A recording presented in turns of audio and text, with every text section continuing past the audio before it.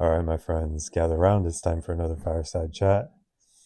And in this video, we conclude our tour around the Karpman drama triangle by looking at the last role, which is that of the rescuer.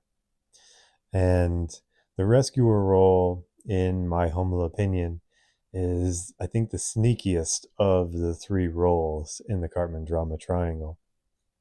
The rescuer will try to save the victim, but it's not coming from a altruistic place. The first reason that they have this urge to help the victim, save the victim, is because it helps with their own discomfort of the situation that's playing out.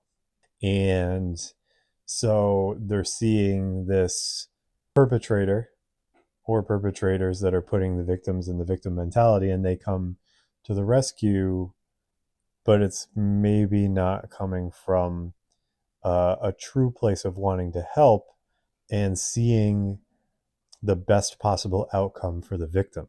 And we're going to go more into this in the last video in terms of how this really all of it plays out, but especially the rescuer piece. So the rescuer gets to assuage or reduce their anxiety while also getting a moral high ground over the victim. And so in the triangle, both roles are kind of taking the high ground over the victim. The rescuer gets this sense of better than, same as the persecutor, but in a slightly different way.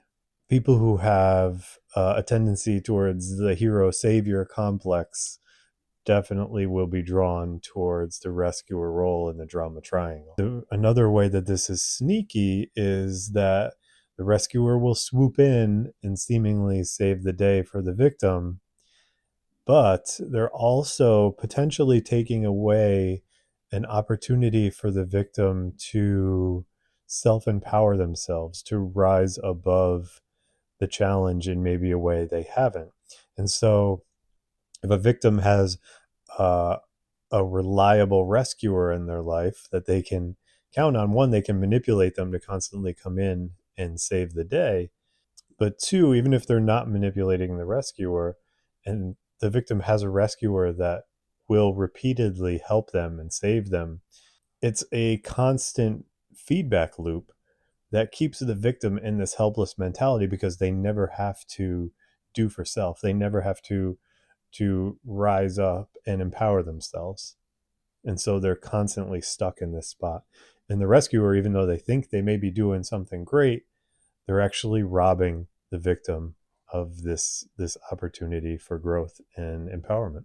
Another sneaky thing with the rescuer is that because they're focused on the victim's problems, they often avoid looking at their own problems and their own stuff. So the rescuer will use being the helper, being the hero, the savior, as a way of escaping inner conflicts, anything that's going on in their lives. And keep in mind that all three of these roles might be acting in these ways very unconsciously, and especially the case with the hero savior, because they seemingly get this boost of doing good, helping somebody out. And so that can kind of mask the shadow aspects of this role. And the rescuer can be acting in a very unconscious way without ever really thinking of what is best for the victim. All right, my friends, that concludes our look at the Karpman drama triangle. We're going to circle back on this in the very last video, but before we do, we're going to take a look at the three roles in the empowerment dynamic starting in the next video. All right, until next time, be well.